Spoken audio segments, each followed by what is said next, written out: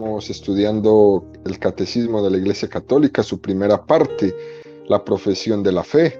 En su segunda sesión, la profesión de la fe cristiana, el capítulo 3, creo en el Espíritu Santo. Específicamente en el artículo 9, creo en la Santa Iglesia Católica. Párrafo 1, la Iglesia en el designio de Dios. Y en este párrafo el Catecismo desarrolla un segundo apartado que lo va a dedicar al tema origen, fundación y misión de la Iglesia. Ahí el Catecismo dedica 12 números al estudio de este origen, fundación y misión de la Iglesia, y el día de hoy nos centraremos en 5 de estos 12 numeritos, numeral 753 al 766. Número 763 dice: la Iglesia instituida por Cristo Jesús. Corresponde al Hijo realizar el plan de salvación de su Padre en la plenitud de los tiempos. Ese es el motivo de su misión.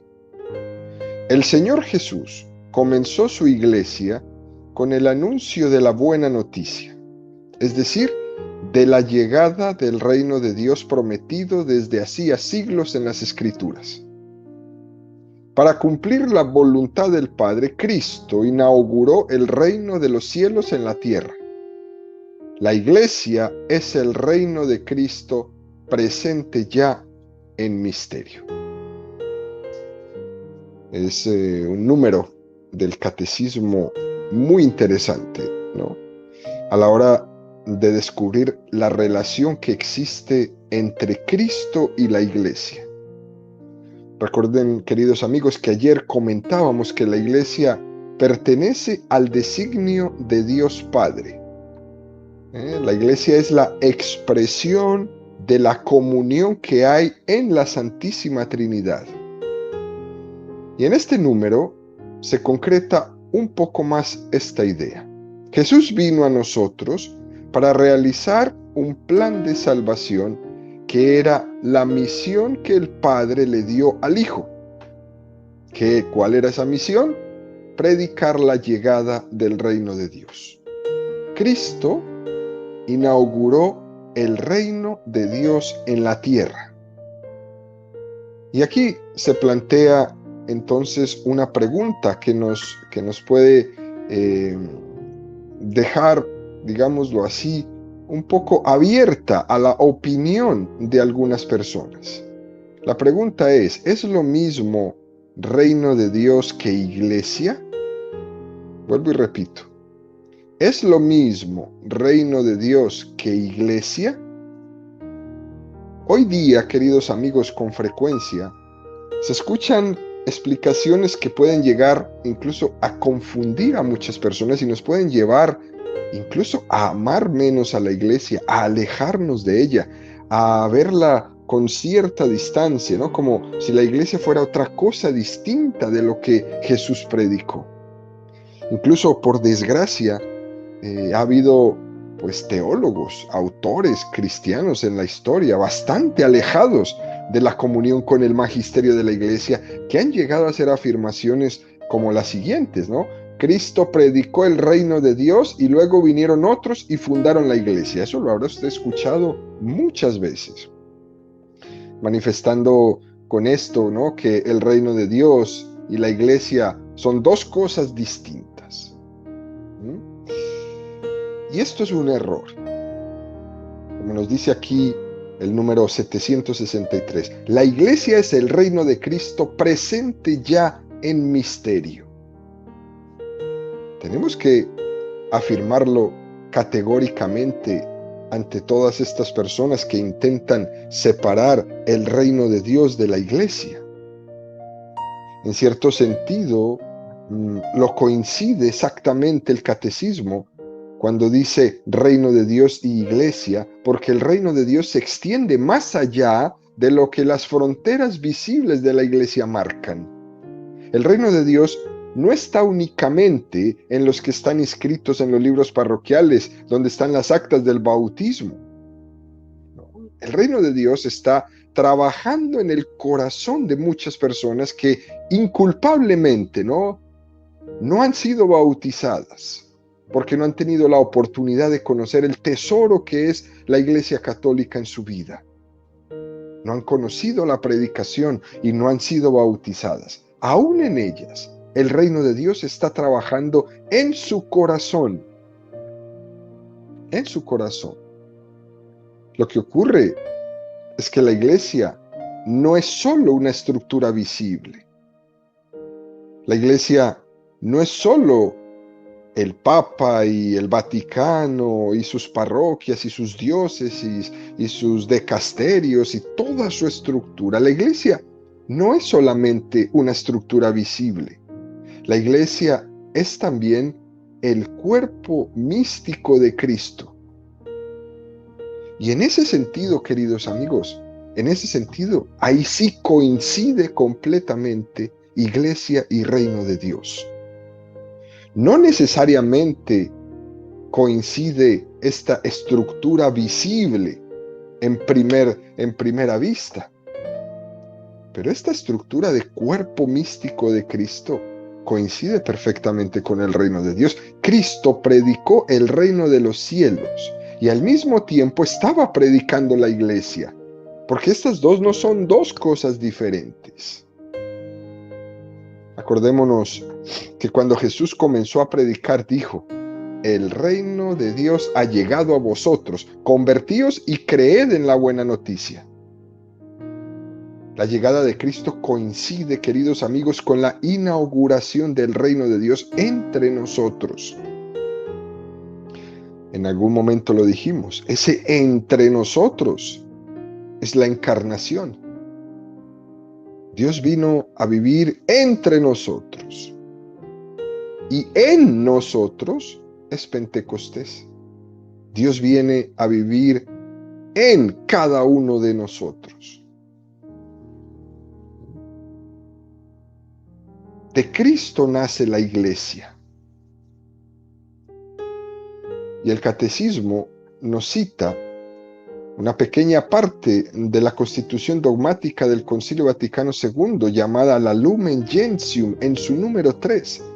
Dice una expresión que es preciosa, que cito textualmente: vino pues el Hijo enviado por el Padre, que nos eligió en él antes de la creación del mundo y nos predestinó a la adopción de hijos.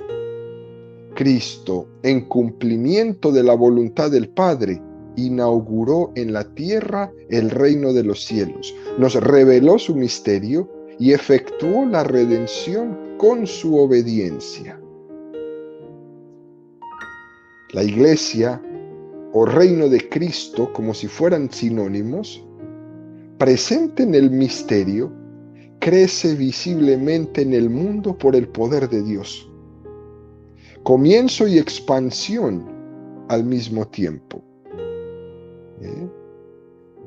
Comienzo y expansión al mismo tiempo. Por tanto, nacido de la sangre y el agua que emanan del costado abierto de Jesús crucificado.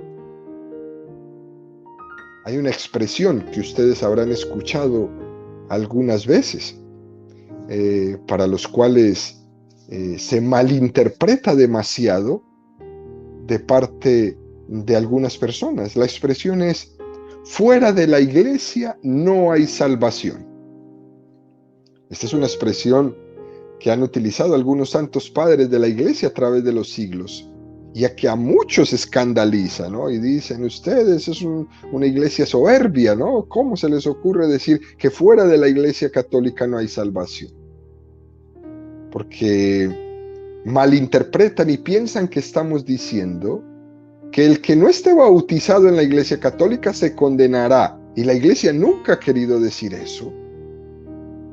Cuando los santos padres dicen: fuera de la Iglesia no hay salvación, lo que nos están entendiendo es que la Iglesia es más que sus fronteras visibles, más que su estructura. Lo que están diciendo es que la Iglesia es el cuerpo visible de Jesucristo. Y este cuerpo alcanza bajo sus alas a todos, aunque sea de una manera casi inconsciente para los que no le conocen. Alcanza a todos, incluidas las personas de buena voluntad. Todos forman parte de ese cuerpo místico de Cristo. No es exclusión, es inclusión. El reino de Cristo que actúa más allá de las fronteras visibles de la iglesia. A eso es lo que se refieren los padres de la iglesia con esta expresión.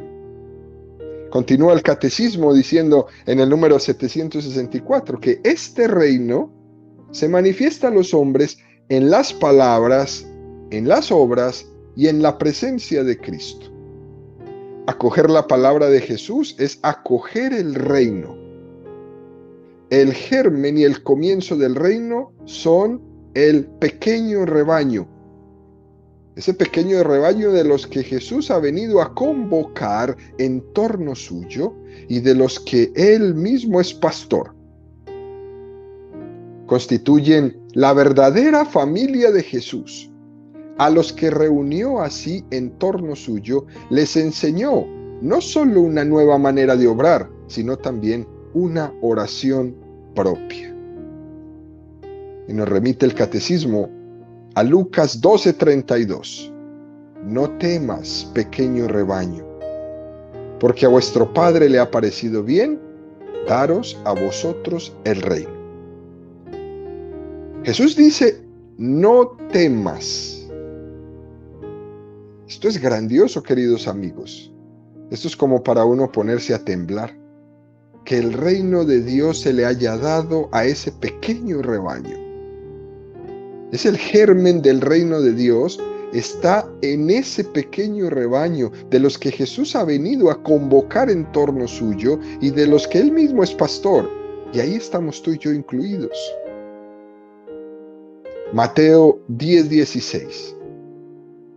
Mirad que yo os envío como ovejas en medio de lobos. Sed pues prudentes como las serpientes y sencillos como las palomas. Mateo 26:31. Entonces les dice Jesús, todos vosotros vais a escandalizaros de mí esta noche, porque está escrito, heriré al pastor y se dispersarán las ovejas del rebaño. Ese ser pastor está identificado con el reino de Dios, convocado en torno a un pastor. Porque con esto constituyen la verdadera familia de Jesús. Mateo 12:47-50. Alguien dijo, oye, ahí fuera están tu madre y tus hermanos que desean hablarte. Pero él respondió al que se lo decía, ¿quién es mi madre y quiénes son mis hermanos? Y extendiendo su mano hacia sus discípulos dijo, estos son mi madre y mis hermanos, pues todo el que cumpla la voluntad de mi Padre Celestial, ese es mi hermano, mi hermana y mi madre. La verdadera familia de Jesús estaba en ese pequeño rebaño que era el reino de Dios en germen, naciente. A los que reunió así en torno suyo, los enseñó no solo una manera de obrar, sino también una oración propia que los intercomunicara con el Padre. Lo que nos viene a manifestar este número del Catecismo 764 es que Jesús tomó como tarea suya la de convocar ese pequeño rebaño del reino de Dios. En el pasaje del Evangelio donde Jesús mirando a Jerusalén, Jesús llora y dice, cuánto he querido reuniros, como la gallina quiere reunir a sus polluelos bajo sus alas. Esa es la tarea de Jesús. Y Jesús llora amargamente frustrado porque algunos no han querido. Y hoy día Jesús sigue diciendo eso. Enfrente de muchos que han decidido rechazar la invitación a reunirse en este pequeño rebaño. Este pequeño rebaño que es el germen del reino de Dios en la tierra llamado iglesia. Y en vez de convocarse con Jesús, se alejan, pensando que van a encontrar ese germen en otro lugar. Jesús vive el drama. Jesús vive este drama. Como un padre y una madre viven el drama de sus hijos que no quieren vivir bajo el paraguas de su familia. Esos que se escapan de la casa, que se pelean todo el tiempo, que dicen a sus papás que no les comprenden y que por tanto en el primer momento los van a abandonar, etcétera, etcétera. Jesús vive el drama que estos hijos viven. Tienen una relación con el padre y la madre, pero no viven la hermandad con los demás hermanos, por ejemplo. Es un auténtico drama para los padres de familia el que vean cómo los hijos no viven en hermandad entre ellos. Algo así pasa con Jesús. Esa tendencia que tenemos hoy día de pretender tener una relación directa con Dios sin querer vivir en la comunión con la iglesia. Y esto el protestantismo lo está presentando cada vez más, pero al fin de cuentas terminan todos ellos también fundando iglesias. Fundando iglesias. Yo no quiero nada con la iglesia, dicen las personas, y van y terminan en una iglesia. No entiendo a dónde se van. Y Jesús llora hoy. Jerusalén, Jerusalén, ¿cuántas veces he querido reuniros bajo mis alas y convocaos a todos como familia y como hermanos, y no habéis querido?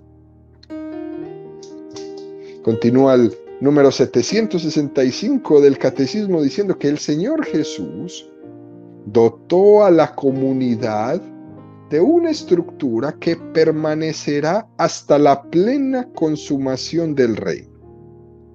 Ante todo está la elección de los 12 con Pedro como su cabeza, puesto que representan a las 12 tribus de Israel. Ellos son los cimientos de la Nueva Jerusalén.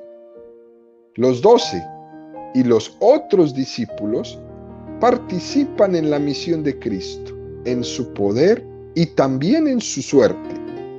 Con todos estos actos, Cristo prepara y edifica su iglesia. Esto es precioso, ¿no? Importante para nosotros los católicos. Porque en este momento, con la lectura de este número, nos preguntamos, ¿Jesús fundó la iglesia? ¿Jesús fundó la iglesia católica? Hoy en día parece que algunos tienen un poco de miedo a esa pregunta. Si por fundar la iglesia entendemos lo que hoy entendemos, que es llamar a un notario, levantar un acta de fundación donde se constituye lo que queremos fundar o construir, donde se pone una estructura, cuál es el presidente, cuál es el secretario, cuál es el ecónomo, etcétera, etcétera. Si lo vemos de esa forma, como para nosotros es hacer una fundación, está claro que en este sentido tan formal, Jesús no fundó la iglesia, ¿no? Pero lo que ocurre es que en ese tiempo las cosas no se hacían así. Pero Jesús sí fundó la iglesia, no tanto en un acto notarial, no tanto en un momento puntual, sino que Jesús fundó la iglesia fruto de toda su vida. No es un solo acto. De hecho, fíjense, queridos amigos, que no existe en todo el año una sola celebración que se llame hoy celebramos el día de la fundación de la iglesia. No hay un momento puntual donde celebremos la fundación de la iglesia. Se podría decir el nacimiento de la iglesia pudo tener lugar en Pentecostés. Bueno, pero la iglesia no nació. Y la iglesia no se fundó en un solo momento puntual. La iglesia es la continuidad de la vida de Jesucristo. Es mucho más que un momento puntual. Se ve la intención de Jesús de instituir la iglesia en un montón de pasajes durante toda la Sagrada Escritura. Por ejemplo, cuando Jesús instituye la Eucaristía: tomad y comed, esto es mi cuerpo, haced esto en memoria mía. Jesús tiene una clara voluntad de que lo que está predicando haya quien lo continúe, que su obra no se termine con él. Id por todo el mundo predicando el Evangelio, id y bautizad y perdonar los pecados.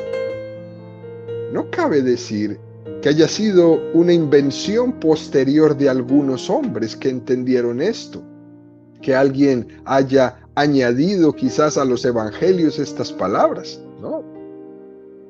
El texto es bien concreto. El texto de la institución de la Eucaristía: tomad y comed, esto es mi cuerpo. Todos los escrituristas coinciden en que es uno de los textos que se ha transmitido con mayor fidelidad de las palabras de Jesucristo. Incluso, como lo dice San Pablo: yo he recibido una tradición que a su vez os transmito. Son las mismas palabras de Cristo que la iglesia no se ha atrevido a cambiarle ni una coma. Haced esto en memoria mía. Esto en la iglesia es muy interesante, queridos amigos, porque la iglesia en su caminar, aunque haya tenido todos estos momentos de dificultad a través de su historia, esos momentos eran o han sido momentos muy humanos. Pero la iglesia, incluso en los momentos más difíciles de su historia, nunca ha cambiado el depósito de la fe. Nunca. Por más peor momento que haya vivido, nunca ha cambiado el depósito de la fe. Haced esto en memoria mía. Y ante todo esto, Jesús elige 12, simbolizando las 12 tribus de Israel, con Pedro a su cabeza. Marcos 3, 14, 15. Instituyó 12 para que estuvieran con él y para enviarlos a predicar con poder de expulsar los demonios. Instituyó a los 12 y puso a Simón el nombre de Pedro. Le cambia su nombre, y le cambia su nombre porque le acaba de dar una misión. El hecho de que Jesús elija a Pedro como cabeza de este colegio de los apóstoles quiere decir que Jesús era consciente de que cuando él no estuviera, alguien tenía que hacer de cabeza, puesto que representan a las 12 tribus de Israel. Mateo 19, 28, Jesús les dijo: yo os aseguro que vosotros, que me habéis seguido en la regeneración, cuando el Hijo del Hombre se siente en su trono de gloria, os sentaréis también vosotros en 12 tronos para juzgar a las 12 tribus de Israel. Jesús tiene conciencia de que los 12 apóstoles se van a sentar en los 12 tronos de gloria. Lucas 22, 29, 30. Yo por mi parte dispongo un reino para vosotros, como mi Padre lo dispuso para mí, para que comáis y bebáis a mi mesa en mi reino y os sentéis sobre tronos para juzgar a las 12 tribus de Israel. Con esto les está diciendo: ellos son los cimientos de la nueva Jerusalén. Y Pedro es su cabeza. Y aquí los católicos tenemos que llegar a tomar un poco más de conciencia de la responsabilidad que tenemos de ser defensores asiduos de la persona del Santo Padre. En un mundo donde todo el mundo ataca al Papa, parece que nadie dice nada. Parece que solamente callamos. y que le sigan apaleando. Él es la cabeza. Hay una frase latina muy hermosa que es necesario recordar: ubi Petrus, ibi ecclesiae. Donde está Pedro, ahí está la iglesia. Y nos tenemos que dejar de tantos cuentos raros, de tantas teorías que van y vienen. Donde está Pedro, ahí está la iglesia. Jesús dejó a Pedro. Y mientras yo esté agarrado de Pedro, mi fe no se pierde, no se confunde la verdad. Cuando yo me separo, como lo decíamos ayer, el lobo me come. Por eso se presentan muchos como lobos y nos quieren separar de Pedro. Y nos ponen sus discursos, y nos ponen sus teorías, y nos ponen sus grandes pensamientos contrarios a los del Santo Padre. Incluso lo ponen como el anticristo, etcétera, etcétera. Son lobos. Lobos. Ubi Petrus, ibi ecclesiae. Donde está Pedro, ahí está la iglesia. Mientras tú y yo estemos ahí en esa roca, estamos con Jesús. Puede ser que humanamente el hombre que esté haciendo de Pedro en este momento no sea mi mejor postor, no sea mi preferido, no sea el más afable a mis ojos, pero es Él. Es Él. Y mientras esté ahí pegado, mi fe está segura. Cuando me pongo con tonterías en mi vida, mi fe se empieza a desboronar. Fíjense qué tan interesante, queridos amigos, es esta figura de Pedro, en la figura del Santo Padre, que cuando el Papa no está en Roma, realmente la iglesia no está en Roma. Si el Papa se va para México, la iglesia está en México. Donde está Pedro, ahí está la iglesia. No es el Vaticano lo que es la iglesia. El Vaticano será su institución, su manera, su estructura visible de organización, pero es en la persona del Santo Padre donde Jesús actúa dejándolo como cabeza. Si el Papa se va para Colombia, la iglesia está en Colombia. Incluso entre los mismos romanos es muy interesante escuchar cómo las personas dicen: oh, el Papa no está hoy en Roma, Roma está triste. Y se nota incluso en la misma ciudad, cuando está el Santo Padre o no está el Santo Padre, son como dos ciudades diferentes. Donde está Pedro, ahí está la iglesia. Y al país donde llega Pedro, llega toda la iglesia tras él. No conozco un solo país donde el Papa haya estado que ese país no esté feliz, aunque muchos no crean en la iglesia. Es la iglesia de Jesucristo moviéndose en torno a esta persona. Donde está Pedro, ahí está la iglesia. Y nos remite al libro del Apocalipsis 21, 12, 14. Tenía una muralla grande y alta, con 12 puertas, y sobre las puertas 12 ángeles y nombres grabados, que son los de las 12 tribus de los hijos de Israel. Al oriente 3 puertas, al norte 3 puertas, al mediodía 3 puertas, al occidente 3 puertas. La muralla de la ciudad se asienta sobre las 12 piedras que llevan los nombres de los 12 apóstoles del Cordero. Jesús no solamente describe su iglesia como una imagen para esta tierra, sino como una imagen del cielo. La iglesia de Cristo tendrá su consumación en el cielo. Decimos que existe la iglesia purgante y la iglesia triunfante, es nuestra fe. Fijémonos que dice la iglesia purgante. No solo existen las almas de los que están salvos en el cielo, en la iglesia triunfante, sino también las almas en la iglesia purgante que se están preparando para poder llegar a la plenitud de ver cara a cara a Dios. El misterio de la iglesia se prolonga más allá de esta vida porque es comunión entre nosotros. Hay una comunión perfecta de la iglesia en nosotros los vivos, que somos su iglesia militante, la iglesia purgante del purgatorio y la iglesia reinante o triunfante del cielo. Y estas tres iglesias están perfectamente conectadas. No somos solamente una iglesia de seres vivos aquí, en la tierra caminando. Hay una conexión perfecta entre el cielo, el purgatorio y la tierra. Esta era la conciencia que tenía aquel pequeño grupo de 12 apóstoles que tenía Jesús en torno a él. Los 12 y los otros discípulos participan de la misión de Cristo en su poder y también en su suerte. Con todos estos actos, Cristo prepara y edifica su iglesia. Marcos 6:7, y llama a los 12 y comenzó a enviarlos de dos en dos, dándoles poder sobre los espíritus inmundos.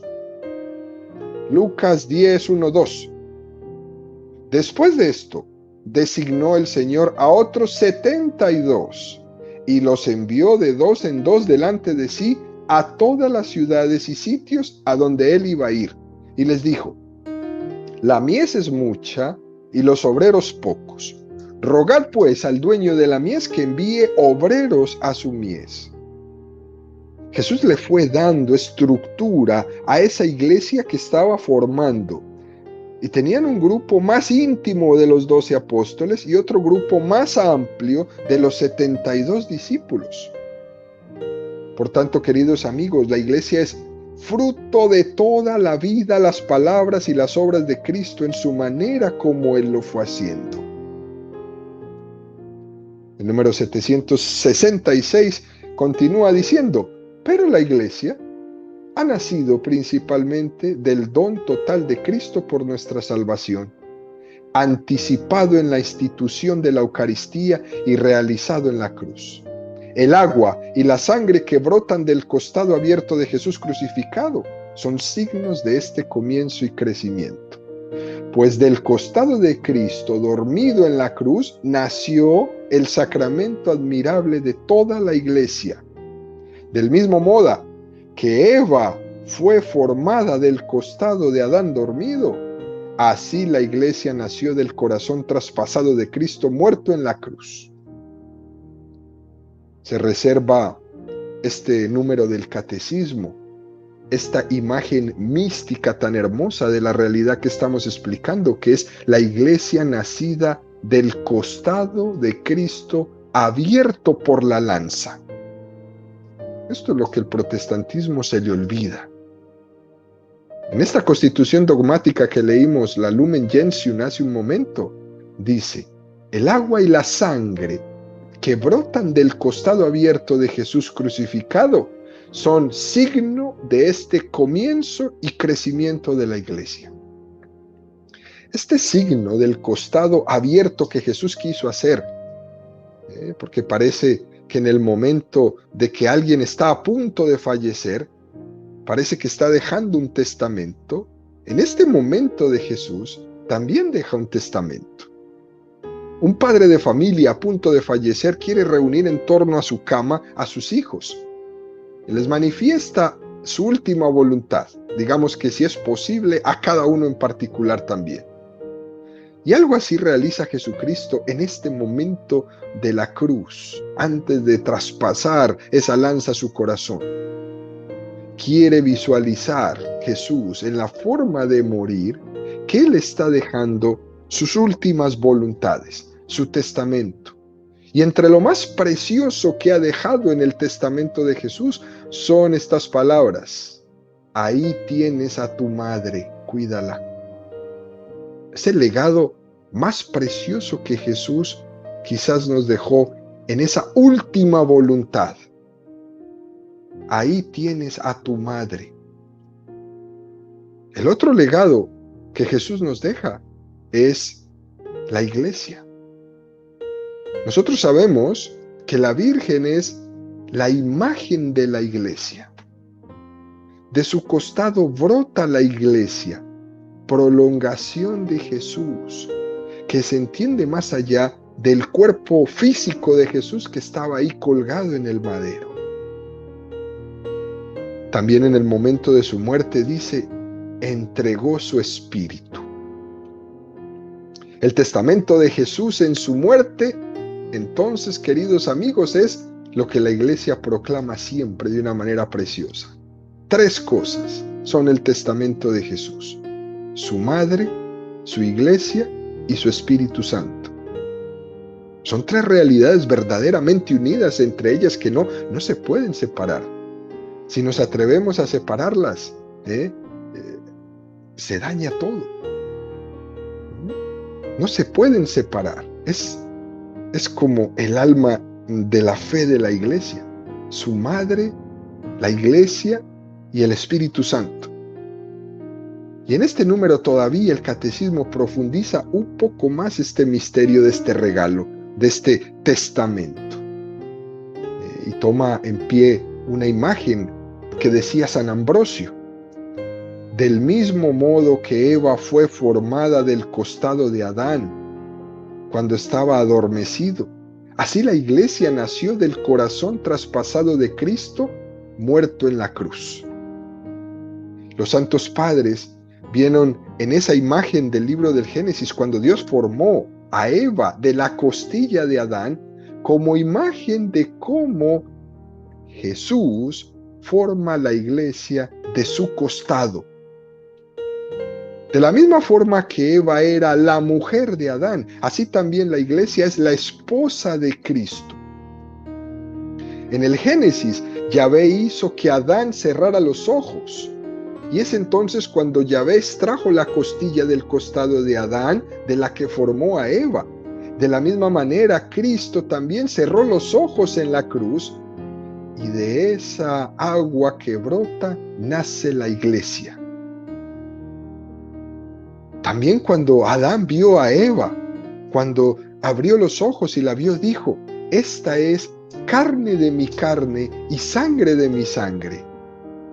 De la misma forma, Jesús puede decir de la Iglesia esto: esta sí que es carne de mi carne y sangre de mi sangre, y vivirá siempre cuando siga comiendo carne y bebiendo esta sangre que es la Eucaristía.